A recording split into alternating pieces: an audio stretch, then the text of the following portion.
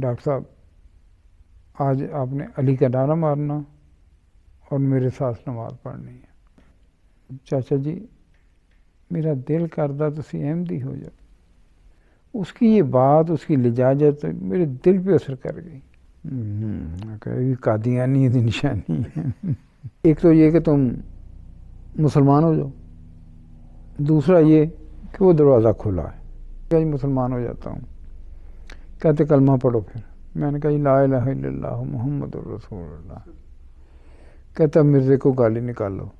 میں کہا یہ کلمے کا حصہ کب سے بن گیا؟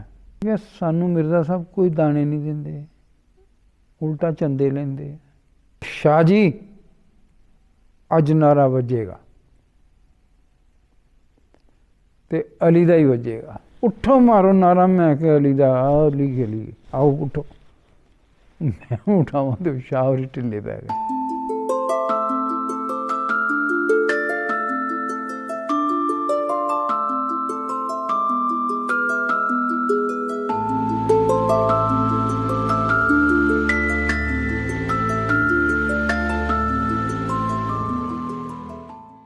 اعوذ باللہ من الشیطان الرجیم، بسم اللہ الرحمن الرحیم۔ سامعین کرام، سورہ العنکبوت کی آخری آیت میں اللہ تعالیٰ نے یہ فرما کر والذین جاہدوا فینا لنہدینہم سبلنا، اور وہ لوگ جو ہمارے بارے میں کوشش کرتے ہیں ہم ضرور انہیں اپنی راہوں کی طرف ہدایت دیں گے، یہ فرما کر ہدایت کے سچے طلبگاروں کے لیے اپنے پر ان کی ہدایت فرض کر چھوڑی ہے۔ خدا تعالیٰ کی سنت مستمرہ ہے کہ اپنے اس وعدے کو ہمیشہ پورا کرتا چلا آیا ہے۔ واحد اللہ جاوید صاحب کہ جنہوں نے دہریت سے نقش بندی پیر اور پیری سے اسلام احمدیت کا سفر خدا تعالیٰ کی رہنمائی میں طے کیا کہ حق میں اللہ تعالیٰ کا یہ وعدہ پورا ہونے کی ایمان افروز روداد آپ نے گزشتہ قسط میں سنی۔ قبول احمدیت کے محض 27 دن بعد واحد اللہ جاوید صاحب کے اپنے وقت کے چوٹی کے عالم بے عمل طاہر القادری سے مقابلہ کی داستان بھی ملاحظہ کی۔ اس آخری حصے میں واحد اللہ جاوید صاحب کے قبولیت احمدیت کے چند واقعات اور ان کی اہلیہ کی قبولیت احمدیت کا ذکر موجود ہے۔ آئیں یہ ایمان افروز واقعات واحد اللہ جاوید صاحب کی زبانی سنیں۔ آگے حالات کا تو خدا کو پتہ تھا نا کیا ہونے والے ہیں، اور پہلا ہی میچ میرا اپنے سسرال سے پڑ گیا۔ تو میں نے سوچا تھا کہ ان کو بتانا نہیں میں نے، اور پہلے اپنے بیوی بچے یہاں سے نکالوں گا ورنہ انہوں نے روک لینا ہے۔ وہ بڑے جماعت اسلامی والے بڑے کائیاں ہوتے ہیں، انہوں نے نا بچے اکٹھے کر کے کہا میں شک پڑتی یہ قادیانی ہو گیا۔ تو سارے دھیان رکھو اس کی حرکات و سکنات میں۔ نماز کا ٹائم ہوا، مجھے کہا آؤ جی نماز پڑھیں، پہلا حملہ۔ تو میں نے کہا میں پڑھ لوں گا اکیلا ہی، اور چلے گئے۔ میں نے ان کی عدم موجودگی نماز پڑھ لی۔ تو بعد میں مجھے یعنی کہ باتوں کا پتہ چلا نا، تو انہوں نے ڈیوٹی لگائی ہوئی تھی کہ نماز پڑھتا ہے تو دیکھیں پڑھتا ہے کہ نہیں پڑھتا۔ تو آگے پوچھا میرے سسر نے کہ پڑھی نماز؟ کہ میری سالی نے کہا پڑھی ہے مگر ہاتھ اٹھا کے دعا نہیں مانگی۔ کہ قادیانی کی نشانی ہے۔ تو مجھے بٹھا لیا جی انہوں نے۔ ہمیں جی شک پڑ گیا ہے۔ کیا جی؟ کہ تم مرزئی ہو گئے ہو۔ مرزئی تم نہیں مانتے نا؟ میں نے کہا جی نہیں میں نہیں مرزئی ہوا۔ تو انہوں نے کہا قادیانی نہیں ہوئے؟ میں کہا نہیں، میں کہاں قادیانی۔ اب پھر انہوں نے احمدی لفظ بول دیا کہ تم احمدی نہیں ہو۔ میں پھنس گیا، میں کہ اب کیا کروں؟ تو میں نے کیا جو بھی کیا تقیہ توریہ ایک لفظ استعمال ہوتا ہے اس معاملے میں کہ جھوٹ بھی نہیں ہوتا اور وہ بات اصل بھی نہیں ہوتی، تو اس کا میں ماہر تھا۔ تو میں نے کہا جی دل میں نے سوچا کہ احمدی تو بہت اچھے ہوتے ہیں، تو میں تو بڑا گناہ گار ہوں، یہ سوچ کے نا تو میں نے کہا جی میں کہاں احمدی، انکار کر دیا نا، میں کہاں احمدی۔ مگر وہ لہجہ جو تھا نا وہ بالکل ہی واضح تھا، سمجھ گئے، وہی ثبوت تھا میری احمدیت کا، جو میں نے کہا میں کہاں احمدی۔ تو فوراً سارے دیکھا کس حسرت سے کہہ رہا ہے، لو جی پردہ چاک ہو گیا۔ انہوں نے کہا جی لو جی اب ہمیں پتہ چل گیا کہ تم احمدی ہو گئے ہو، تمہارا نکاح ٹوٹ گیا۔ اب دیکھیں دیری کو دیری، نکاح ٹوٹ گیا، اب تمہارا نکاح ٹوٹ گیا، تو اب تمہارے پاس دو رستے ہیں۔ میں کہا کون سے؟ ایک تو یہ کہ تم مسلمان ہو جاؤ، دوسرا یہ کہ وہ دروازہ کھلا ہے، مطلب چلے جاؤ۔ میں نے کہا یہ مسلمان ہو جاتا ہوں۔ اچھا میں نے تیہ کیا ہوا تھا میں چھوڑنے نہیں بچے کسی ہر حالت میں کوشش کرنی ہے، کہیں میں کہا مسلمان ہو جاتا ہوں۔ کہتے کلمہ پڑھو پھر۔ میں نے کہا لا الہ الا اللہ محمد الرسول اللہ۔ کہتا مرزے کو گالی نکالو۔ میں کہا یہ کلمے کا حصہ کب سے بن گیا؟ کہتے نہیں ہمیں یقین آ جائے گا۔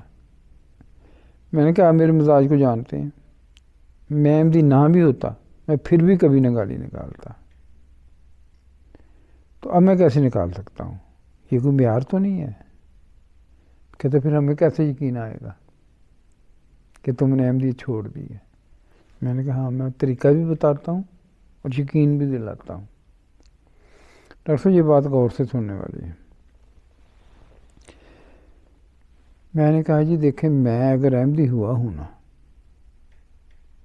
تو اللہ سے ڈر کے، اس کے رسول سے ڈر کے کہ کہیں ان کا نافرمان نہ ہو جاؤں،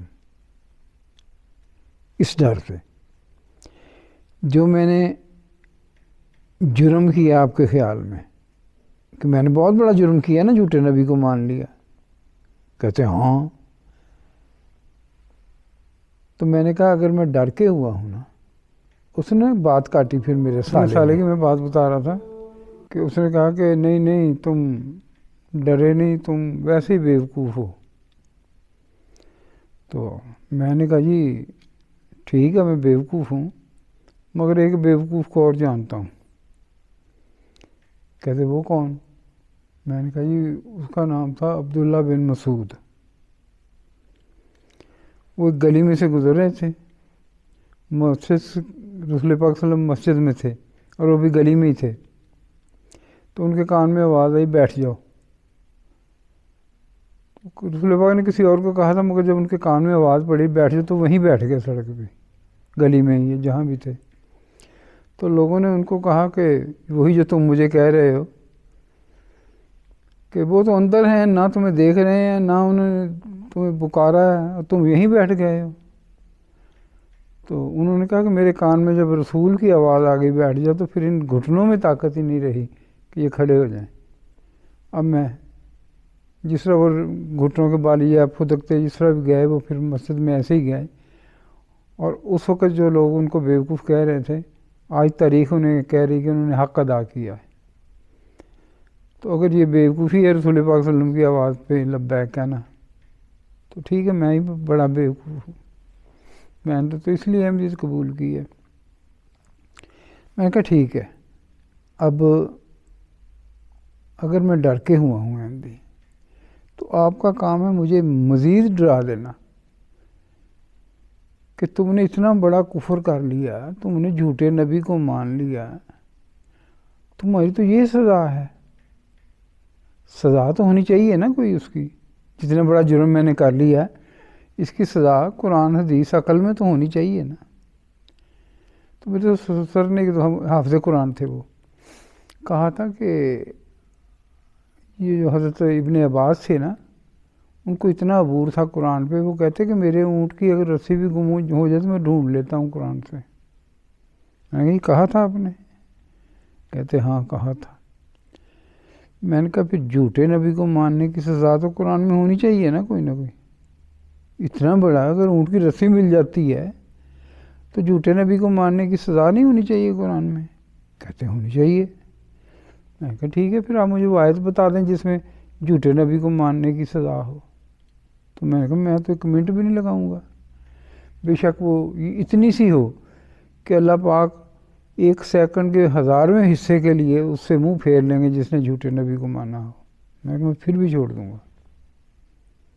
میں نے ساتھ پوچھا، میں میری بات معقول ہے؟ پڑھی لکھی فیملی کہتے ہیں ہاں معقول ہے۔ میں نے کہا پھر مجھے بتا دیں قرآن میں کہاں ہے جھوٹے نبی کو ماننے کی سزا، بات ختم۔ وہ سوچ میں پڑ گیا، حافظ بھی تھے نا قرآن کے۔ میں نے پھر اور ریلیکسیشن دی ان کو۔ میں کہا چلو ٹھیک ہے، نہیں ملتا اگر قرآن سے آپ کو تو اتنی عمر گزاری رسول پاک نے، کبھی تو کہا ہوگا کہ جھوٹے نبی کو ماننے والے کی یہ سزا ہے، کبھی تو کہا ہوگا نا۔ میں نے کہا میں نے نہیں بحث کرنی کہ جھوٹی حدیث ہے، یہ گھڑی ہوئی ہے، یہ فروئی ہے، اور جس طرح کی بھی ہو، بس کالا کالا رسول اللہ اور آگے یہ لکھا ہو، کوئی بحث نہیں۔ میں نے فوراً چھوڑ دینی ہے۔ سوچ میں پڑ گئے۔ میں کہا بات معقول ہے؟ کہتے ہاں معقول ہے۔ میں نے کہا اچھا، ہو سکتا ہے حدیث نہ ملے۔ آخری بات، آپ نے وہ بات کرنی ہے مجھ سے جو پہلے کافروں نے نہ کی ہو۔ جو بات پہلے کافر کر گئے ہیں رسول پاک کے خلاف، وہ تو پٹ گئی نا، وہ تو آپ نہیں کر سکتے۔ نئی بات، اور آپ کا دل کہے کہ ہاں یہ ہم نئی بات کر رہے ہیں، یہ پہلے کافروں نے نہیں کی، تو میں پھر بھی مان جاؤں گا۔ ٹھیک ہے، اب ان شرطوں پہ کون انکار کرے؟ تو میں نے کہا ٹھیک ہے، یہ 3 دن دیتا ہوں میں آپ کو، آپ ساری تحقیق کر لیں، اور 3 دن کے بعد میں پھر آؤں گا آپ کے پاس۔ اب وہ یا ظاہر کیا انہوں نے یا واقعی، تو انہوں نے یہ ظاہر کیا میرے سسر نے، چھوڑو کوئی بات نہیں، بس ٹھیک ہو گیا مسئلہ، حل ہو گیا مسئلہ، لاؤ بھائی جان کو روٹی دو، کچھ نہیں، کوئی نہ روئے، بیگم میری کی طرف اشارہ کیا، انہوں نے رونا شروع کر دیا تھا، بس ٹھیک ہو گیا، بس مسئلہ حل ہو گیا، ختم۔ یہ نہیں میں آج تک سوچ سکا کہ انہوں نے کیوں ایسا کیا۔ تو میں نے سوچا کہ چلو ایک رات تو مل گئی۔ اب میں نے نا وہ کیا سونا تھا، کیا ساری رات بیگم کو نا احمدیت پڑھا دی، جتنی مجھے آتی تھی نا سب دلائل دے دیے، اور مجھے یقین ہو گیا کہ یہ تو سمجھ گئی ہے۔ تو آخر میں نے پوچھا بتاؤ میں نے کیا جرم کیا؟ احمدیت قبول کر لی تو کیا کیا میں نے؟ تو بڑی سادگی سے کہتی کہ مجھے پہلے ہی پتا تھا کہ آپ خلوص میں ٹھوکر کھا گئے۔ تو ایسا بات ہے، کوئی بات نہیں، ابا جان سمجھائیں گے آپ کو، سمجھ آ جائے گی۔ وہ پنجابی والی بات کے ساتھ رات ہیر پڑی، صبح وہ پوچھا اس نے کہ وہ ہیر اور رانجھا بہن بھائی تھے، میرے ساتھ تو وہی ہوا۔ میں نے کہا اچھا جی۔ اب اگلے دن میں نے نکلنا تھا وہاں سے، گھر سے 3 دن کے بعد آنے کے لیے۔ اب نا دل میرا پریشان تھا کہ پتہ نہیں دوبارہ یہ موقع دیں گے کہ نہیں دیں گے، جو میں نے ان کے پاس سوال رکھے ہیں، جواب تو ان کے پاس ہونا نہیں کوئی، تو انہوں نے مجھے گھر میں نہیں آنے دینا۔ تو دل میں ہوتا نا بچوں کو آخری بار شاید میں دیکھ رہا ہوں، یہ تو گھر سے نکلنے کو دل نہ کرے۔ تو میں نے اندازہ لگایا ہوا تھا کہ شاپ پہ جاتے ہیں تو 2 بجے آتے ہیں نماز پڑھا کے، تو جب 2 بجے کے قریب واپس آئیں گے تو میں اس سے پہلے نکل جاؤں گا۔ ابھی 11 ہی بجے تھے تو وہ جناب دکان سے واپس آ گئے۔ بعد میں پتہ چلا دکان تو کھولی نہیں سی اس دن، انہوں نے جماعت اسلامی کا بلا لیا اجلاس، تو بلا کے کہنے لگے جی میرا داماد احمدی ہو گیا۔ اب اس نے یہ 3 شرطیں پیش کی ہیں پہلی قرآن والی تو جی حافظ صاحب تسی آپ کو حافظ ہو دسو کیڑی آیت ہے؟ کہتے میرے سے ذہن چ کوئی نہیں آ رہی کوئی ہوتی تو آتی. تو دوسری اس نے بات کی کوئی حدیث ایسی ہو کہ جس میں جھوٹے نبی کو ماننے کی سزا ہو. وہ خواجہ اکرم تھے وہاں، ان سے پوچھا کہ آپ بڑے حدیث کے ماہر ہیں، سنائیں کوئی حدیث ہے ایسی؟ انہوں نے کہا کوئی حدیث نہیں. ڈاکٹر صاحب دیکھو اتفاق اتنی حدیثیں گھڑی گئی ہیں جھوٹی، اللہ تعالیٰ نے اس بات کی کتنی حفاظت کی ہے، کوئی جھوٹی حدیث بھی اس کے قریب نہیں پھٹکی کہ وہ کہہ دیں کہ جھوٹے نبی کو ماننے کی یہ سزا ہے. کوئی بھی نہیں، ایسے ہی جو بولتے ہیں آپ کو پتہ ہی جو کچھ کہتے ہیں، کوئی سزا نہیں، نہ قرآن میں نہ حدیث میں. اب تیسری بات تھی وہ عقل والی کہ وہ بات کریں جو پہلے کافروں نے نہ کی ہو. اچھا آپ کو یہ عجیب لگتی ہوگی بات، مگر یہ سچ ہے کہ ان کے پاس کوئی بات ہے ہی نہیں، یہ کوئی نئی بات نہیں کر سکتے. اور انہوں نے کہا جی وہ اب تیسری شرط پہ غور کر لیں، نئی بات. وہ جو بھی آپس میں گفتگو کرے نا تو وہ خود ہی آپس میں کنڈیم کریں، یار یہ تو کافر پہلے کہہ چکے. تو نئی بات کوئی نہیں ملی ان کو. ایک نے پھر کہتے ہیں اعلان کیا، اس کو سنا ہی ہے میں نے، انہوں نے کہا پنجابی میں، قاری صاحب تہاڈے گھر سن لگ گئی جے تے چور وڑ گیا جے، گھر بچا لو. سمجھتے ہیں کہ اب نقب لگ گئی آپ کے گھر میں، اس نے کچھ نہ کچھ کر جانا ہے. جس شخص نے یہ شرطیں پیش کی ہیں نا وہ واپس آنے والا نہیں. جس نے ہمیں گونگا کر دیا واپس آنے والا نہیں، وہ چور ہے اور کچھ نہ کچھ نقصان کر کے جائے گا، اس کو نکالا جائے گا. اس لیے میں کہہ رہا ہوں 11 بجے ہی آ گئے. تو ترکی ٹوپی پہنتے تھے، ہاتھ میں کھونٹی بھی پکڑتے تھے. تو کھونٹی سے اشارہ کیا مجھے، اٹھو. میں بیٹھا بیٹھا کھڑا ہو گیا تو کہتے نکل جاؤ. تو میں نے بڑی سادگی سے، پتہ تھا مجھے اندر سے، میں نے بڑی سادگی اختیار کی بیگم کو دکھانے کے لیے. میں کہا نہیں بھائی جان، میں کہتا ہوں بھائی جان مجھے آپ سمجھائیں، میں سمجھ جاؤں گا، آپ مجھے کوشش تو کریں سمجھانے کی. وہ کہ نہیں ایسے نہیں سمجھانا. میں سمجھایا، وہ بیگم بول پڑی، کہنے لگی بھائی جان وہ تو عام آدمی ہیں، آپ عالم ہیں، وہ آپ سے سمجھنا چاہتے ہیں، آپ سمجھاتے کیوں نہیں؟ اور تینوں نہیں پتہ جڑی انہیں شرطاں پیش کیتیاں ایڈیاں پکیاں پیڈیاں نے، وہ عام بندہ نہیں پیش کر سکتا. یہ بہت اگے نکل گیا. کہنے لگے ابا جان وہ سمجھنا چاہتے ہیں، آپ سمجھا نہیں رہے. میں جانتی ہوں اس کو، میں اب اس کو کسی کے پاس لے جاؤں، کسی عالم کے پاس، وہ اسے سمجھائے گا. اگر یہ نہیں سمجھے گا تو میں پھر واپس آؤں گی. آپ کی مرضی دروازہ کھولیں، آپ کی مرضی دروازہ نہ کھولیں. اب وہ کہہ رہے ہیں کس عالم کے پاس لے جاؤ گی؟ یعنی کہ ہم اتنے بڑے عالم ہیں اور تم کس کے پاس لے جاؤ گی؟ تو اس زمانے میں طاہر القادری کا بڑا چرچا تھا.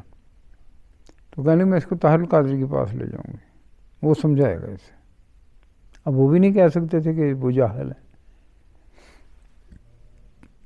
تو انہیں غصے میں کہا جا لے جاؤ اس کو. پھر وہ اللہ دے مجھے، میں نے کہا نکلو. جب نکلنے لگے تو انہوں نے ایک بچہ نا واپس لے لیا، درمیان والا، یہ نہیں ہم نے دینا. اس وقت میری حالت یہی تھی، میں نے کہا چلو جو 3 بچے تھے، میں نے کہا 2 ہی آتے ہیں، 2 ہی سے نکلو یہاں سے. بس ہم وہاں سے نکل آئے. اب مسئلہ ہو گیا ہمارے لیے، جانا کہاں ہے. میں اپنی ہمشیرہ کے گھر گیا تو اس وقت تک تاریں کھڑک گئی تھیں ہر طرف. تو وہ کہنے لگی سوچ کے نا تھوڑا کہیں پاویں چوڑا ہو جا پر ہے تو بھرا نا میرا، آ جا. میں کہا مسلمان رکھ لا، تو چوڑے نہیں جان دے. میں وہاں سے اس کو چھوڑ کے نا تو آپ آ گیا. تو اس کو کہا بھی دل لے لو ٹائم جہاں سے لینا ہے طاہر القادری سے. اس نے ٹائم لیا اور مجھے کہا کہ فلاں تاریخ کو ملا ٹائم طاہر القادری کے پاس جانے کا، تو آ جاؤ. میں بھی گیا تھوڑی سی تیاری کرنے کے لیے دفتر میں صدر انجمن کے. وہاں دیکھتا رہا، مجھے کیا پتہ تھا کہ آپ کہاں کون سا شعبہ ہے. تو میں نے وہ پڑھا ہوا تھا مورخ احمدیت دوست محمد شاہد، ان کے کوئی بزرگان سلف کے بارے میں تھے اقوال. میں کہا یہ عالم لگتے ہیں. میں ان کے کمرے میں چلا گیا. میں السلام علیکم. ہاں جی کدھر آئے ہیں؟ میں نے کہی بات کرنی ہے آپ سے. میں مصروف ہوں، 3 منٹ سے زیادہ نہیں دے سکتا. میں کہا چلو 3 منٹ ہی صحیح. میں نے فوراً کہا کہ میں نے کہا یہ اس طرح یہ حالات ہیں میرے، اور طاہر القادری کے پاس میں نے جانا ہے، تو آپ کو پتہ ہوگا وہ کس قسم کی بات کرے گا، میں اس کی تیاری کر کے جانا چاہتا ہوں. تو ساتھ ہی میں نے کہا جی 3 منٹ ہو گئے. تو ان کو اتار کے کتابیں ادھر رکھ کے کہتے بیٹھ جاؤ. میں نے کہا جی 3 منٹ. کہتے ختم بات، بیٹھو. کتنے دن ہو گئے بیعت کیے ہیں؟ اس کو میں جی 27 دن ہو گئے. 27 دنوں کے احمدی کو میں اس کے منہ میں جھونک دوں؟ نہیں جانا. میں کہا گئے جی. اب میں آ گیا پریشان. تو امیر صاحب شیخ اوپرا کے نا بڑے زیرک آدمی تھے. کہتے کیا بات ہے؟ میں نے کہا یہ بات ہے میری تو بیوی چلی جائے گی. انہوں نے کہتے اچھا تو آپ نہ آئیں مغرب پہ نا میرے پاس عصر پہ آئیں. وہ سول لائن میں رہا کرتے تھے اس وقت. تو وہاں چلا گیا میں. نماز پڑھی وہیں ہم نے. وہ اس طرح بیٹھ کے گپ شپ جیسے ہم کر رہے ہیں، تو اس طرح باتیں ہم کرتے رہے. تو بعد میں مجھے کہنے لگے کہ میں امیر جماعت آپ کو اجازت دیتا ہوں، آپ جائیں، اللہ بھلا کرے گا. بلے کہا کر، بلے جائیں. میں خوش ہو گیا کہ اجازت مل گئی. لوگ چلے گئے اس کے پاس. جاتے ہی اس نے سوال کیا جو صاحب کیا ہوا، کیسے احمدی ہو گئے؟ میں نے کہا جی قرآن پڑھ لیا. کہتے کیا پڑھ لیا جو ہم نے نہیں پڑھا قرآن میں؟ آپ نے کیا نیا پڑھ لیا؟ میں نہیں پڑھا تو وہی، مگر فرق اس میں ہے. کہتے کیا فرق ہے؟ میں نے کہا جی آپ پڑھاتے ہیں ڈرا ڈرا کے، ہم پڑھتے ہیں ڈر ڈر کے، بڑا فرق ہے. تو بیگم کہنے لگی اب میں بالکل جس طرح پہلوان نہیں گرا کے کسی کو اوپر سے ادائیں دکھاتا، میں نے بھی اب اس کو ذرا پریس کرنا شروع کر دیا. اب بیگم کہتی چلیں. میں کہا نہیں ٹھہر جا ذرا، فیصلہ ہو گیا. میں کہا نہیں کہتی کج بیسی نہیں کرنی. مینوں کہ میں پھر پریشان ہو گیا. میں اٹھ کھڑا ہوا. میں نے کہا کج بیس کس کو کہا؟ کہتی وہ کر رہا تھا. میں نے اس کو نہیں کہا، میں نے صرف بحث کو کج بیسی کہہ دیا. میں تو بڑا عالم سمجھتی تھی، یہ کیا نکلا؟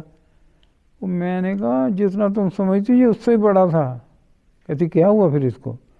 میں نے کہا جب مریض ماری جائے کوئی تو کون سا ڈاکٹر اس میں جان ڈال دے گا، بڑے سے بڑا بھی. عقیدہ تو ان کا مر چکا ہے، اب یہ کیسے جان ڈالیں گے اس میں؟ یہ جان ڈال نہیں سکتے، عالم بڑا تھا. تو کہتے میں کیا کروں پھر؟ میں نے کہا ربا چلو میرے ساتھ، میں جو تمہاری خاطر یہاں تک آیا ہوں اپنی جماعت کے اتنے مشکلات سے نکل کے، تو تم بھی اب میرے ساتھ ربا چلو. کہتی کل بتاؤں گی. اچھا اس نے کیا کیا، وہ گیرنٹی جو ہے نا فال نکالتے ہیں قرآن میں سے 7 برکے کھول کے بسم اللہ پڑھ کے 7 برکے چھوڑ کے 7 لائنیں چھوڑ کے پھر پڑھتے ہیں جو لائن آئے، اس میں تو مطلب اخذ کر لیتے ہیں. اس نے جب اس طرح فال نکالی تو وہ نکلی سورہ کاف کا وہ حصہ جہاں وہ غار میں سے بھیجتے ہیں نا کہ یہ سکے لے جاؤ، تو جا کے خبر بھی لے کے آؤ باہر کی اور کچھ خرید کے بھی لے آنا. تو ساتھ ایک نصیحت کرتے ہیں اس کو کہ احتیاط سے جانا، دیکھنا اگر انہوں نے تمہیں پکڑ لیا نا تو تمہیں واپس نہیں آنے دیں گے، تمہارا دین بھی خراب کریں گے، تمہیں بھی سنسار کر دیں گے. اچھا یہ جو نصیحت تھی نا، اس نے سوچا میں ماں باپ کے پاس چلی جاؤں. جب لائن کھولی تو وہ یہ نصیحت تھی کہ اگر تمہیں انہوں نے پکڑ لیا تو واپس نہیں آنے دیں گے، تمہارا دین بھی خراب کریں گے، ان کے ماں باپ. تو مجھے کہنے لگی، مجھے اس کو نہیں بتایا، بعد میں بتایا تھا. کہ چلو پھر ربا ہی چلتے ہیں. ربا چلے گئے. وہ وہاں کچھ دن ہم رہے، اپنے مربی صاحب تھے وہاں، یاسین ربانی صاحب، بڑی انہوں نے خدمت کی سمجھ. تو وہاں رہے. میں اس کو اپنی کتابیں پڑھاتا تھا, خطبے سنواتا تھا, غیر احمدیوں کو بھی سنواتا تھا, فرق تاکہ پتہ چل جائے کہ ان میں کتنا فرق ہے. تو ایک دن وہ کہنے لگی اپنے کسی عالم سے ملائیں مجھے. تو میں مبشر کالم صاحب کو لے گیا. مبشر کالم صاحب بڑے, جتنے نظر آتے اس سے بھی بڑے عالم ہیں. تو میں لے کے آیا. میں نے کہا بیگم نے کوئی سوال کرنا. میں نے کہا بی بی کوئی سوال؟ ان کا نہیں سوال نہیں ہے. ان کے کیا ہے؟ انہوں نے کہا جی کوئی مسئلہ ہے. میں نے کہا جی کیا مسئلہ ہے؟ انہوں نے کہا جی میں فلاں قاری عبداللطیف کی بیٹی ہوں, جماعت اسلامی سے میرا تعلق ہے, یہ میری تعلیم ہے, یہ میں نے کتابیں پڑھی ہوئی ہیں دین کی, میں کافر نہیں ہو سکتی. انہوں نے کہا اچھی بات ہے, کافر کیوں ہونا ہے؟ انہوں نے کہا اگلا مسئلہ یہ ہے کہ میں نے یہ تعلیم بھی دیکھی ہے, تو مجھے خوف ہے کہ میں کافر رہ نہ جاؤں. سمجھ نہیں آ رہی کہ کافر ہو نہ جاؤں, کافر رہ نہ جاؤں, دونوں طرف کفر ہے, خوف ہے مجھے. میں کہا بیوی کفر تو کوئی بری چیز نہیں, تسی ایک دودھ تو انکار کر دو, ایک نعمت تو محروم ہو گئے. زہر تو انکار کر دو, موت تو بچ گئے. ہے دونوں کفر. شراب تو انکار کرو, وہ بھی کفر ہے. انکار کفر ہی ہے نا. ایک نقصان تو بچ گئے, ایک گناہ تو بچ گئے. تو دودھ پیش کیتا سی, دودھ تو انکار کر دو, ایک نعمت تو محروم ہو گئے. تو شاید پیش کیتا جائے, انکار کر دو, نعمت تو محروم ہو گئے. ایک انکار تمہیں بچاؤں, ایک انکار تمہیں محروم کردا. تسی کو مرزا صاحب کی کتاب پڑھی؟ انہوں نے کہا ہاں میں جی وہ پڑھی ہے, فلاں فلاں پڑھی ہے. انہوں نے کہا پھر گل مک گئی. جدوں تسی مرزا صاحب کی کتاب پڑھتے ہو تو اپنے آپ کو اللہ کے قریب ہوندا ہے محسوس کرتے ہو کہ دور ہوندا ہے؟ انہوں نے کہا جی قریب ہوندا ہے. انہوں نے کہا بس پھر یہ جڑا کفر ہے تمہیں اللہ کے قریب کر دے گا, وہ کفر جڑا اللہ تو دور کر دے گا. السلام علیکم. ان کی عادت ہے کہ ایسے بات کر کے بعد میں آدمی سوچتا ہے بات تو واقعی ختم ہو گئی ہے. تو اب میں نے پھر بیگم کو اکثر کہا تھا میں تم اپنے عقیدے پہ میں اپنے پہ اکٹھے رہیں. وہ کہتی نہیں پہلے فیصلہ کریں گے. تو اس دن بھی میں نے یہی فکر ہو رہا, تو کہنے لگی نہیں آج میں بیعت کروں گی. تو اس دن پھر اس نے بیعت کر لی. ہاں جی بس کریں اپنے. بہت بہت شکریہ آپ کا, جزاک اللہ صاحب. آخر میں آپ سے یہ پوچھنا چاہتا ہوں کہ آپ کو ظاہر ہے زیر تبلیغ بھی رہے ہیں آپ, اور تبلیغ بھی کی ہوگی دوستوں نے, تو سب سے زیادہ مؤثر جو تبلیغ آپ کو کی گئی, آپ نے سمجھا کہ سب سے زیادہ مؤثر ہے, اس کے بارے میں کچھ بتا دیں. ہاں جی, آپ کا بہت اچھا سوال ہے. اس کے دو پہلو ہیں, ایک تبلیغ سنی اور ایک تبلیغ کی بھی تو ہوگی نا میں نے کہیں. تو وہ جب میں تھا نا نائجیریا میں ڈاکٹر صاحب کے پاس, ڈاکٹر صاحب کا بیٹا تھا فائز اس کا نام ہے, اب تو وہ بچوں والا ہوگا, اس کا تو خود بچہ تھا, 10-11 سال کا ہی تھا. تو بڑے پیار سے مجھے کہنے لگا چاچا جی میرا دل کردا تسی احمدی ہو جاؤ. بڑے پیار سے اس نے کہا. تو میں نے جواباً کہا, جواب الجواب, کہ بیٹا میرا دل کرتا تم مسلمان ہو جاؤ. تو اس نے نہایت بے بسی سے کہا, کہتا چاچا جی میں ہو تو جاواں پر میرے وس چ نہیں. اینی جی عمر چ میں اینے نشان اللہ تعالیٰ دے دیکھ چکا کہ میں نہیں ہو سکتا. اس کی یہ بات, اس کی لجاجت میرے دل پہ اثر کر گئی. میں نے کہا یار اتنی سی عمر میں یہ بچے نے اتنی بڑی بات کر دی.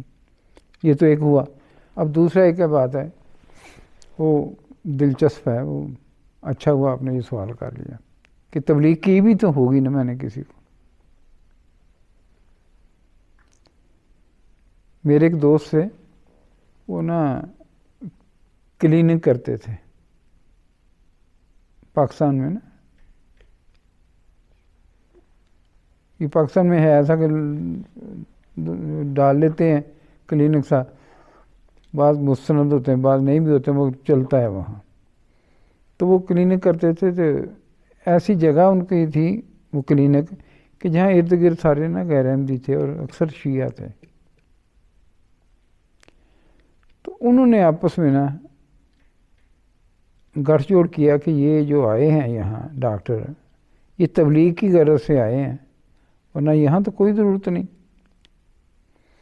تو ایک جہاں تھا جو نا تو شیعوں میں بڑا، جس کو کہہ لیں چودھری کہہ لیں، بڑا چودھری، یا جو بدماش تو نہیں لفظ صحیح. تو وہ ایک دن آیا، آ کے ڈاکٹر صاحب کے پاس بیٹھ گیا کرسی پہ. گن اس کے پاس اکثر رہتی تھی، اس لیے اس کا گن لانا کوئی عجیب نہیں تھا. وہ جب گن رکھی نا اسے اپنے گھٹنوں پہ، اور اس کا رخ تھا ڈاکٹر صاحب کی طرف، اور اس نے ڈاکٹر صاحب کو کہا کہ ڈاکٹر صاحب آج آپ نے علی کا نعرہ مارنا اور میرے ساتھ نماز پڑھنی ہے. اب میں سمجھ گیا کہ اب یہ نا ڈاکٹر صاحب کی خیر نہیں ہے. اچھا، ذہن میں نا میرے تھوڑا سا نا تکبر بھی آ گیا کہ ہیں ڈاکٹر صاحب شہید ہو جائیں گے، حق تو میرا بنتا ہے. ڈاکٹر صاحب تو کچھ کمزور ہیں ایمان میں مجھ سے، یہ تو کبھی کوئی نمازیں بھی کم پڑھتے ہیں، میں نمازیں بھی پڑھتا ہوں، تبلیغ بھی کرتا ہوں، حق تو میرا بنتا ہے شہید ہونے کا. تو جا رہے ہیں ڈاکٹر صاحب. اب میں نا ان کی گفتگو سن رہا ہوں.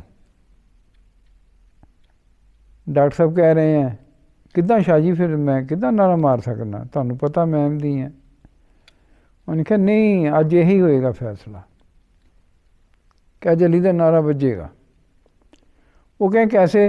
وہ نا جب کسی نے کوئی ایسا کام کرنا نا، قتل وغیرہ، تو پہلے خود کو بھی نا جوش دلاتا ہے. تو اب وہ نا اپنے آپ کو بھی تیار کر رہا تھا، جذباتی خود کو بھی کر رہا تھا. تو میں دیکھ رہا تھا بڑے غور سے. ایک وقت آیا جب مجھے شک پڑ گیا کہ اب یہ نا اگلا جو اس کا قدم ہے نا وہ اس نے دبا دینا.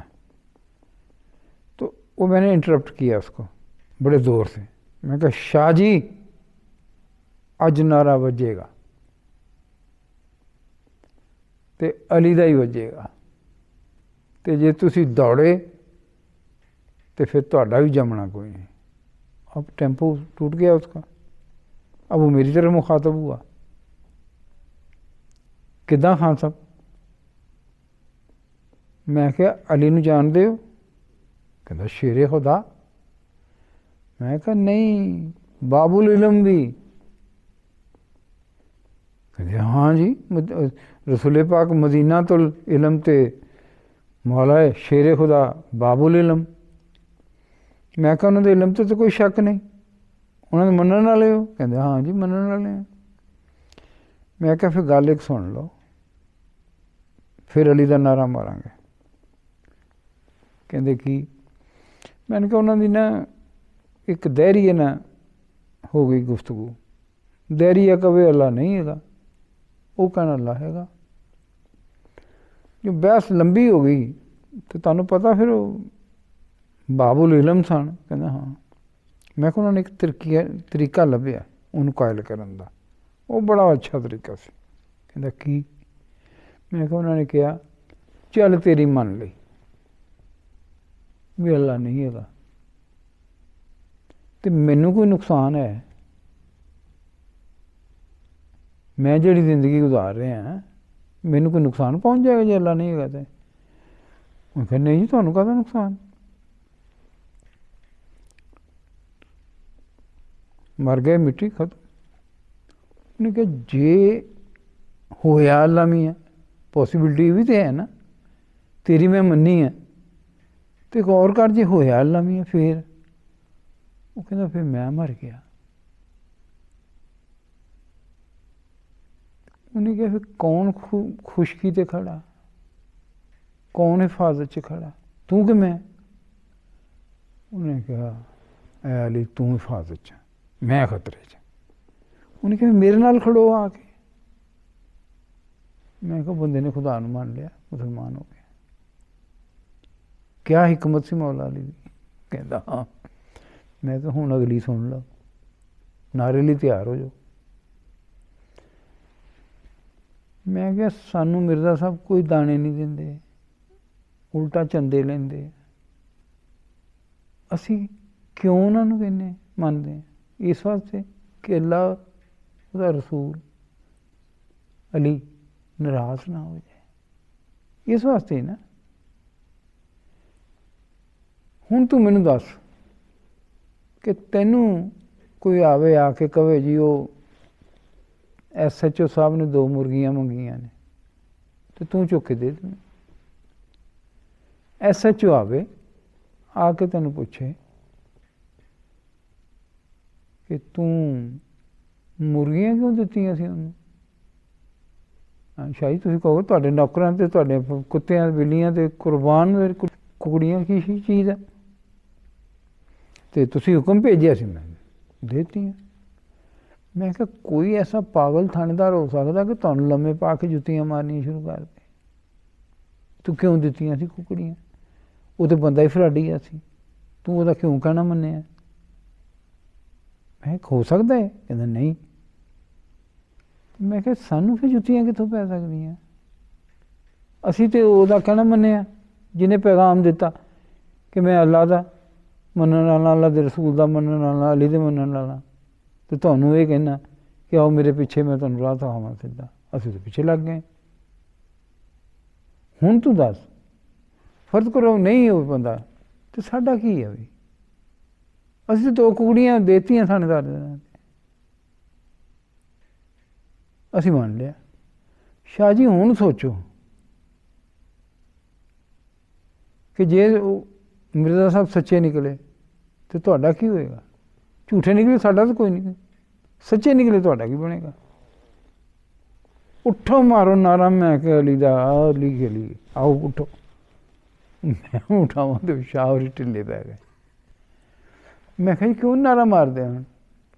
कहते खान साहब अज तो बाद तुहाडी हवा वल नहीं कोई वेखेगा। नाल ही बंदूक बड़े तुहाडी हवा वल नहीं कोई वेखेगा, जिन्नी मर्जी तबलीग करो। मेरी समझ आ गई गल। हाँ जी, वो तारुफ की बात हो रही थी। हमारे एक दोस्त हैं जी सुल्तान इकबाल साहब, वो दफ्तर प्राइवेट में फैक्ट्री में ना काम करते थे। तो कुछ लोग होते हैं जिन्होंने ज़रूरत से ज़्यादा काम करना शुरू कर देते हैं खलूस में। तो बाकी लोग इस दफ्तरों के माहौल होते हैं, तो उन्होंने कहा कि यार ये बंदा बड़ा आगे आगे जा रहा है, मशकूक ही ना हो कहीं। तो खलीफा सालिस का ज़माना था, तो साफ ही कह दिया उनको जाके कि ये जो आदमी है ना सुल्तान इकबाल, हमें शक है इस पर, ये कहीं जासूस टाइप ना हो। तो उन्होंने पूछा कि हाँ भाई कौन हो तुम? मैं सुल्तान इकबाल। नहीं नहीं वो तो हो, मगर हो कौन है? मैं ही सुल्तान इकबाल, तुहाडे दफ्तर च मददगार या जो भी थी क्लर्क। वो कहा नहीं नहीं कल तुम्हारा कोर्ट मार्शल होगा। मैं ठीक है जी। अगले दिन माँ को भी बता दिया उन्होंने कि जी मेरा कोर्ट मार्शल हजूर ने फरमाया। अगले दिन पूछा कि हजूर आपने कहा था कोर्ट मार्शल होगा। मैंने कहा हाँ हाँ बताओ ना कौन हो तुम? मैंने कहा मैं तो वही सुल्तान इकबाल। नहीं नहीं हो कौन? उन्होंने कहा मैं दफ्तर में खड़ा हूँ। अच्छा चलो फिर कल करेंगे कोर्ट मार्शल। वो कहते हजूर मेरी तो माँ मर जाएगी, जान मारते भाई रो रो के। मैं कौन है तुम्हारी माँ? मैंने कहा जी वो फलां की बेटी, फलां की बेटी। अच्छा जिसकी फलां के साथ शादी हुई थी? हाँ जी। अच्छा वो फलां के बेटे? हाँ। जाओ हो गया कोर्ट मार्शल। तो उन्हें ये बात बताई तो मेरा बिटरली रोना, चीखें निकल गई, वाकई चीखें निकल गई मेरी सुन के ना। उन्होंने भी मुझे नहीं तसल्ली दी, मगर रोता तो रोने दे। कहते मैंने सोचा निकाल ले गुबार जो कुछ है। काफ़ी रोने के बाद ना फिर मैं एकदम ना मुस्कराया, तो हंस पड़ा मैं। क्या मैंने कहा सुल्तान साहब आप कहेंगे कि रोया क्यों, तो हंसिया कि वो जिन्नों वाली कहानी। कहते हैं हाँ। मैंने कहा हुआ ये कि जब आपने तारुफ करवाया तो मैंने सोचा कि अगर हजूर मुझसे कभी पूछ लें कि आप कौन हैं, कोर्ट मार्शल मेरा हो जाए, तो मेरा तो ख़ानदान इतना भयानक है جب پتہ چل گیا کہ یہ فلاں خاندان کا ہے تو میرے تو پلے کھ نہیں رہنا. تو میں نے تو چیخیں مارنی شروع کر دی. میرا تو کیا کورٹ مارشل ڈیفینیٹلی میری جان لے جائے گا. میرا تو اخراج پکا. میں اس لیے رو رہا تھا. تو بعد میں نے کہا مجھے خیال آیا کہ چلو شکر ہے میں اپنی اولاد کے حوالے سے پہچانا جاؤں گا کہ چلو میں یہ تو کہہ سکتا ہوں کہ میں عبید اللہ کا والد ہوں. تو میری یہ پہچان تو بن گئی نا. تو میں اس لیے میں نے کہا خوش ہو گیا کہ وہ والدین کا نہیں تو بچوں کا تو میں بتا سکتا ہوں نا کہ میرا فلاں کا باپ ہوں. تو اس کے بعد جہاں میں بات ختم کرنے لگا ہوں کہ میں بچی کی شادی تھی تو میں نے حضور کو قرآن پیش کیا کہ اس پہ بچی کا نا شادی ہے تو تبرک کر دیں قرآن مجید کو متبرک.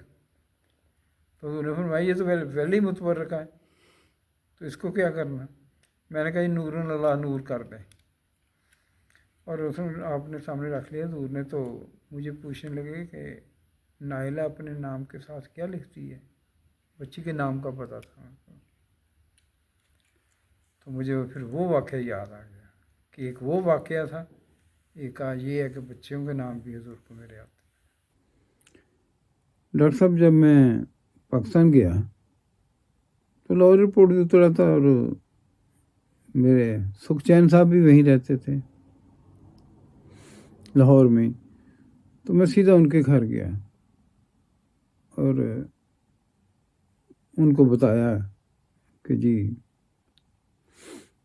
میں جس منزل کی تلاش میں تھا, اللہ کو حاصل کرنا چاہتا تھا, مسلمان ڈھونڈنا چاہتا تھا, تو اب میں اللہ کے فضل سے احمدی ہو گیا ہوں اور وہ ساری مرادیں میری جھولی میں آ گئیں. وہ حیران ہوئے, پریشان بھی ہوئے کہ آپ تو بڑے مخلص آدمی تھے, تو پھر یہ کیسے آپ کفر میں چلے گئے. تو میں نے پھر جب ان کو یہ کہہ لیں کہ الف سے لے کے یہ تک داستان ساری سنائی اور 3 دن مسلسل میں ان کے پاس ٹھہرا رہا. آخر کار وہ بات کو بالکل سمجھ گئے اور پریشان ہوئے کہ جاوید صاحب آپ تو حوصلے والے ہیں, فیس کر لیں, مگر میرے لیے تو بڑی مشکلات آئیں گی. میں کیسے اپنی بیوی کو بچوں کو قائل کروں گا, میرے لیے تو بڑا مسئلہ ہو جائے گا. میں نے کہا یہ اللہ کی راہ میں پھر یہ تکلیفیں تو اٹھانی پڑتی ہیں, تو یہ آپ کا مسئلہ ہے. اب وہاں سے میں پھر آ گیا یہ دن میں رکھ کے کہ چلو ان کی بات سمجھ میں آ گئی ہے. کچھ دن کے بعد میں پھر جب اتفاق ہوا لاہور جانے کا, میں گیا ان کے پاس گیا تو میں نے کہا ہاں جی کیا حال چال ہے, کیا طریقہ آپ نے ڈھونڈا, کیا لایا عمل اختیار کیا, کیسے آپ نے بچوں کو بتایا. تو وہ نا کچھ بدلے نظر آئے مجھے. میں کہا کیا بات, خیر ہے. کہتے جوید صاحب میں تو 3 گھنٹے کی ایک فلم دیکھ لوں تو کئی دن مجھ پہ اثر رہتا ہے, تو آپ نے تو 3 دن لگائے مجھ پہ, مجھ پہ وہ اثر ہو گیا تھا. تو بعد میں نے محسوس کیا کہ نہیں وہ وقتی طور پہ ہی اثر ہوا تھا. تو میں سمجھ گیا, میں گیا کسی کے پاس چلے گئے, مولوی کے پاس. تو میں نے پوچھا, میں نے کہ کوئی آپ کا دوست آج کل کون ہے جس کے پاس اٹھتے بیٹھتے ہیں. کہتے ہیں ایک فلاں آدمی ہے, وہ بھی پیر ہے اپنے طریقت کا. تو چلے میں نے ان کو کہا تھا کہ جب وہ میرا مرید آئے گا تو میں آپ کو ملاؤں گا. تو چلے گئے ہم ان کے پاس. اسے جب دیکھا کہ انہوں نے کہا یہ آدمی تو اور طرح کا ہے, تو الٹا نا وہ سکھچین صاحب کو سمجھانے لگ گیا کہ تم تو آپ ڈولے ہوئے ہو, تم تو آپ کمزور ہو, تمہارا تو اپنا ایمان نہیں ہے, تو انسان کی کھلوت ہونی چاہیے, کھلوت پہ آدمی کو رہنا چاہیے. تو مجھے بھی کہنے لگے کہ جی انسان کی کھلوت ہونی چاہیے. وہ بابر لفظ کھلوت استعمال کر رہا ہے, اس کا مطلب سٹینڈ ہونا چاہیے. تو اتنی دفعہ اس نے کہا کہ میں بھی اکتا گیا. میں نے کہا اچھا جی، پھر کھلوت تو پھر ابو جہل کی بہت زیادہ تھی. وہ نہیں ڈولا آخر دم تک. کعبے کی دیواروں کو پکڑ کے بھی کہتا رہا کہ یا اللہ فیصلہ، یا اللہ تو نہیں کہہ رہا، یہ جو بھی کہہ رہا تھا کہ فیصلہ کر دے کہ ہمیں کون جھوٹا ہے. تو آخر دم تک اس کی میں نے کہا کھلوت تو بڑی تھی. تو واقعی وہ تعریفیں کرنے لگ گیا کہ ہاں ابو جہل کو اس معاملے میں تو مانتے ہیں کہ کھلوت بڑی تھی اس کی. تو سوچن صاحب مجھے لے کے کہتے آہو یہ تو ابو جہل کی بھی تعریفیں کرنے لگ گئے. تو میں نے کہا دیکھیں آپ جن چکروں میں پڑ گئے ہیں وہ غلط ہیں. اس وقت صرف اور صرف آپ اللہ تعالیٰ سے رہنمائی لیں، اللہ سے پوچھیں، جو اللہ بتائے پھر اس پہ عمل کریں. آپ نے پوچھا تھا، جب انہوں نے مجھے سوال کیا نا کہ آپ نے پوچھا تھا تو میں پریشان ہو گیا. مجھے وہ رات یاد آ گئی سجدے والی. میں نے کہا وہ تو کام بڑا خراب ہوا تھا. تو میں نے پھر نا ٹالنے کے لیے، یا کہتے ہیں کہ جو بھی سمجھ لیں آپ، میں نے کہا جی آپ بھی پوچھ لیں، میں ہی پوچھ لیتا ہوں. تو اب ہمارے درمیان طے ہو گیا کہ 40 دن ہم 2 نفل پڑھ کے اللہ تعالیٰ سے پوچھیں گے، جو اللہ تعالیٰ پھر خواب میں بتائے اس پہ عمل کریں گے. میں نے آگے جب نفل پڑھ کے اللہ سے بات کی، میں نے کہا یا اللہ تو جانتا دل کی حالت میرے، میں کہاں ہوں، مگر میں صرف اس لیے پوچھ رہا ہوں کہ میں اس کو بتا سکوں کہ میں نے پوچھا تھا اور اللہ نے یہ بتایا. اب یہ کوئی 13واں یا 14واں دن یا 15واں یہی کہیں تھے وہ دن کہ مجھے خواب میں نا ایک بزرگ ملے. وہ کہہ رہے ہیں کہ مرزا سچا ہے. میں نے کہا مرزا سچا ہے تو پھر صاحب تو کم از کم ساتھ لگاتے ہی ہے کہ مرزا صاحب سچے ہیں. تو میں نے جب آنکھ کھلی تو میں نے کہا یا اللہ یہ میں کیسے بتاؤں گا ان کو. تو اگلے دن پھر مجھے خواب آ گئی. میری والدہ سے میں کہہ رہا ہوں، اپنی والدہ سے، کہ مجھے خواب میں رسول پاک نے بتایا کہ مرزا سچا ہے. اب یہ بات درست تھی کہ وہ تو کہہ سکتے ہیں اپنی روحانی اولاد کو، ان کو حساب لگانے کی ضرورت نہیں نا. تو میں مطمئن ہو گیا. باقی دن تھے میں نے دعا کرنی شروع کر دی، یا اللہ اس کو بھی بتا دیں. یہ وقت اس عرصے میں نے اس طرح گزارا کہ یا اللہ اس کو بتا دیں. ایک دن مجھے خواب آ گئی کہ اللہ میاں مجھے کہہ رہا ہے اسی ان دس دیتا. لو میں مطمئن ہو گیا، اتنا مطمئن کہ میں نے پوچھنے کی بھی زحمت نہیں گوارا کی کہ خواب آئی نہیں آئی. جب کوئی موقع ملا میں گیا ان کے پاس تو پوچھا کہ ہاں جی استاد جی خواب آئی؟ وہ کہتے نہیں آئی. میں نے پھر پوچھا استاد جی یہ کیسے ہو سکتا ہے خواب نہ آیا آپ کو؟ کیسے نہیں آئی؟ بس میں پریشان ہو گیا کہ یہ کہہ رہے نہیں آئی، اور اگر نہیں آئی خواب تو میرا تو سارا سلسلے خوابوں پہ تھا، تو وہ تو سب کچھ مسمار ہو جائے گا. جب میں نے بہت ڈیپ جا کے سوچا، میں کہا نہیں، خدا نہیں یہ غلط بات کر سکتا. اگر خدا ہی غلط بات کر دے پھر کائنات تو فضول ہی ہو گئی ساری، یہ نہیں ہو سکتا. تو میں نے بڑی تحدی سے پھر کہا استاد جی جھوٹ بول دے ہو، خواب تنو آئی. کہنے لگے میں کہتا ہوں نہیں ہے. ساتھ ہی جب اٹھنے لگے نا پریشانی پشیمانی جو بھی سمجھ لیں ایک دم غصے میں یہ کہہ تو جیسے پیچھے سپرنگ نہیں کھینچ لیتا، اس طرح پیچھے انہوں نے نا کھینچ لیا اپنے آپ کو. آئی ہے آئی ہے آئی ہے. میں نے کہا کیا آئی ہے؟ کہتے مجھے بھولی ہوئی تھی ابھی یاد آئی ہے. میں نے کہا کیا یاد آیا؟ کہتے جہاں میں نے بچپن گزارا وہ مکان ہے اور باہر کوئی شور سا ہے، میں دیکھنے آتا ہوں کہ باہر شور کیسا ہے. تو ایک آدمی نا چھت پہ چڑھا ہوا ہے اور مرزا صاحب کا نام لے رہا ہے بار بار. میں نے کہا منادی کر رہا ہے. کہتا نہیں مگر اس کا وہ مطلب نہیں، اس میں یہ تو نہیں پتہ چلتا کہ وہ سچائی بیان کر رہا ہے، نام ہی لے رہا ہے نا بس. میں نے پھر کہا کہ استاد جی میں نے کبھی کہا آپ کو آپ جھوٹ بول رہے ہیں؟ کہتے نہیں. میں نے کہا آج کہا ہے؟ کہتے ہاں کہا. میں کیوں کہا؟ کہتے میں خود حیران ہوں.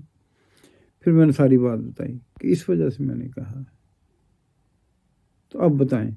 تو مگر نا وہ ہے نا صاف دل کو کثرت اعجاز کی حاجت نہیں، ایک نشاں کافی ہے اگر دل میں ہو خوف کردگار۔ تو اللہ تعالیٰ بعد میں دیکھا میں نے وہ نا ذہنی توازن بھی ان کا درست نہیں رہا تھا، اتنے وہ اپسیٹ ہوئے تھے۔ سامعین کرام، حضرت محمد مصطفیٰ صلی اللہ علیہ وسلم کے روحانی فرزند جلیل اور عاشق صادق حضرت مرزا غلام احمد قادیانی مسیح موعود و مہدی موعود علیہ الصلوۃ والسلام فرماتے ہیں، صاف دل کو کثرت اعجاز کی حاجت نہیں، ایک نشاں کافی ہے گر دل میں ہے خوف کردگار، ہر طرف آواز دینا ہے ہمارا کام آج، جس کی فطرت نیک ہے وہ آئے گا انجام کار۔ القلم واحد اللہ جاوید صاحب کا تہہ دل سے ممنون ہے کہ جنہوں نے ہماری درخواست پر یہ انٹرویو ریکارڈ کروایا، اس دعا اور خواہش کے ساتھ کہ یہ بہتوں کی ہدایت اور ایمان میں بڑھنے کا موجب ہو۔ جزاکم اللہ تعالی احسن الجزا۔ سامعین کرام، آپ بھی اپنا قبولیت احمدیت یا راہ مولا میں اسیری یا کوئی اور تاریخی واقعہ آڈیو یا ویڈیو کی شکل میں اسکرین پر دیے گئے ای میل پر رابطہ کر کے القلم کو ریکارڈ کروا سکتے ہیں۔ اللہم صلی علی محمد وعلی آل محمد وبارک وسلم انک حمید مجید۔ یارو مسیح وقت کے تھی جن کی انتظار، راہ تکتے تکتے جن کی کروڑوں ہی مر گئے، آئے بھی اور آ کے چلے بھی گئے، وہ ایام سعد ان کے بصورت